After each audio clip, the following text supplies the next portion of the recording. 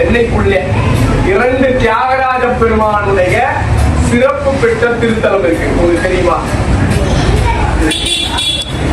ஒன்று சென்னைக்கு தெற்காக இருக்கக்கூடிய திருவொற்றியூர், மற்றொன்று சென்னைக்கு வடக்காக இருக்கக்கூடிய திருவான்மியூர்.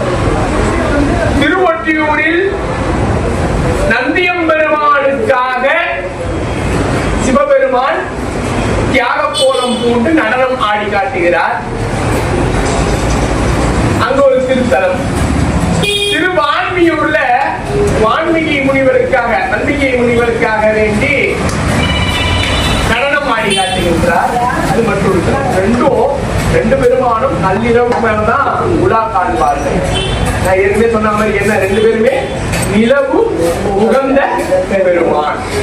தெரிஞ்சுக்கிறோம். தியாகராஜர் அப்படின்னு மனசுக்குள்ள வந்த உடனே என்ன வரணும்னா, தியாகராஜ பெருமான் நிலவு உகந்த பெருமான் அப்படின்னு தெரியும். ஏன் இரவுல வராரு? பகல்ல வந்தா யாருக்கு கண்ணு பூசும்?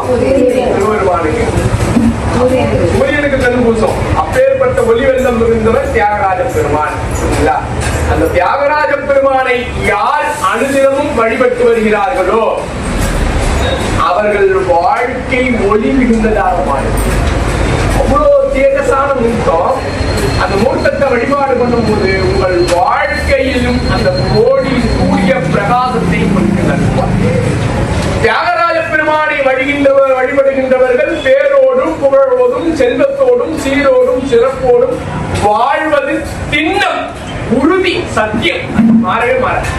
யார் தியாகராஜ பெருமானை மனமுகந்து வழிபடுகின்றார்களோ அவர்கள் நிச்சயம் வாழ்வில் வெற்றியாளர்களே தவிர தோல்வி அடைவதற்கு ஒரு சிறிய ஐயம் இல்லை. அதனால வாழ்க்கையில வெற்றியே இல்லையே பெருமானே அப்படின்னு யாரா நினைச்சீங்கன்னா கவலைப்பட வேண்டாம். திருவாரூர் இருக்கக்கூடிய தியாகேச பெருமானை ஒரு முறை சென்று வழிபாடு செய்திருக்கிறது. அதை தொடர்ந்து திருவொற்றியூரிலும் திருவான்மியூரிலும் இருந்து அருள்பாலிக்கக்கூடிய அந்த தியாகேச பெருமானை வழிபட்டு வாருங்கள். நிச்சயம் பெருமான் உங்களது வாழ்க்கையை ஒளி மிகுந்ததாக மாற்றி தருவார் என்பதில் எந்த ஐயப்பாடும் கிடையவே கிடையாது.